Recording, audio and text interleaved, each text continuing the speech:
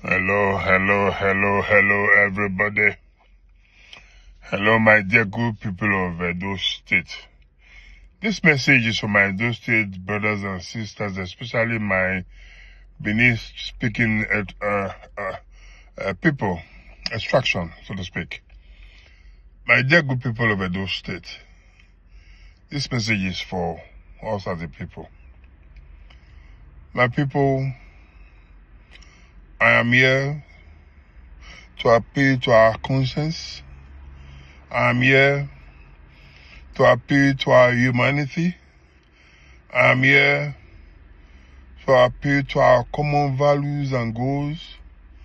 I am here to appeal that we should allow common sense to prevail. Now, the reason I've come here is very clear. I'm here to beg all our brothers and sisters, especially the Benin-speaking people of Edo State, to allow peace to reign. This call for Obaseki's head, in my opinion, is uncalled for. Before now, I used to think that all those talk about Obaseki having issues with the palace was all not true.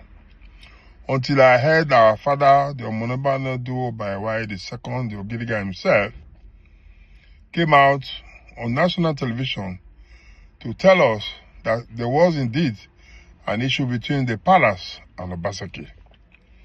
Before now, I used to think that people were playing politics when they say there was an issue between the palace and politics and the Obaseki. But having listened to our father, I realized that yes, there is an issue between the palace and Obaseki. Now, I personally was waiting for an opportunity to ask Obaseki what did he do to offend the palace. So the day Obaseki came to Manchester on his meet and greet, luckily enough, a brother who sat close to me now asked that question that I was about to ask him, that what exactly is the issue between him and the palace. And Obaseki was very expressive. He told us in that gathering that he doesn't have a problem with the palace. And so I saw an Obaseki that didn't want to join issues with the palace. I saw an Obaseki that didn't want to undermine the palace. I saw an Obaseki that have tremendous respect for the palace. And so the way he answered that question that day shows that he doesn't want to have anything to do with the palace. And so he didn't discuss any issue between him and the palace. I think for me, Obaseki still have massive respect for the palace. And on the basis of that, I have come here to appeal to our people. It is clear now to everybody that indeed Obaseki, our father is upset with Obaseki. My question I've come here to ask is Obaseki not a Benin man? Obaseki is a Benin man, he's not an Igbo man, he's not an Hausa man, he's a Benin man. So what will it profit anybody to call for his head? If as a father, our father Omonoba Nedo, who is the father to all, amongst us who still have one or two child that is stubborn, are we supposed to just allow him to be quiet because he's stubborn? No. What I think we should be doing now is to beg our father, appeal to him, to see how he can forgive Obaseki and get Obaseki to come and correct any wrong that he has done against the palace. Because at the end of the day, there's a popular saying in Benin that what that means is that you can give birth to a black child, but you cannot kill that child. So Obaseki, in my opinion, doesn't believe he has wronged the palace. But if the palace says he's wronged them, so be it. That's why we have to prevail on Obaseki to come and apologize to the palace. We have to prevail on our father to temper justice with mercy. Because at the end of the day, some of us are taking advantage of the issues between Obaseki and the palace to score cheap political gains. They are mixing the issue with the palace and politics together. Anybody that has a axe to grind with Obaseki now will include palace to it, say because of palace. Even when the palace didn't send the person. The issue with Obaseki and the palace is here. The issue with Obaseki and politics is here. And people should stop mixing them together.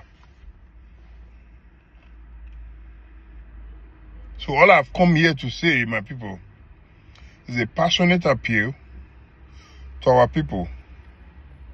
Because at the end of the day, whether you like it, I like it, anybody likes it, Obaseki is one of our own.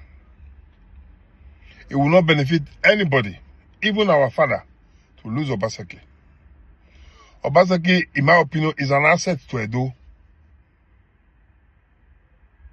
So people should, find a way to cool tempers down rather than inflating tempers. Because the man, Obaseki, has done his tenure as governor of Edo State. So, whether he's done wrong or done right, based on the way you want to, view it, it's fine. But it's not enough for you to begin to call for his head. The only offense I see here now is the fact that Obaseki has an axe to grind with the palace. In this case, the palace, in my opinion, you cannot have an altercation with them. Because the palace is the father of all. And we must respect the palace. So my appeal here is that every Benin man and woman should join hands with Obaseki to beg our father, to appeal to him to forgive Obaseki. Obaseki is our own. Obaseki is a Benin man, is an Edo man. I don't think there's anywhere in Nigeria if there is that stand to be corrected. Even some of the worst governors anybody can imagine in this world, in other parts of Nigeria, they don't drag their governors or former governors like the way we are doing to Obaseki. If Obaseki has problem with the palace, people should allow it be. If they cannot mediate by begging our father to forgive Obaseki, then they should just let it be. So all those who are planning to disrupt Obaseki's meet and greet, they are all doing that at their own expense, not the palace. The palace didn't send them. If they are doing it because they are APC, it's fine. But to say it's the palace they are doing it for is wrong. The palace didn't send you that. The palace doesn't even belong. Our father is too exposed, too intelligent, too smart to even believe in this kind of thuggery. So for those who want to come up for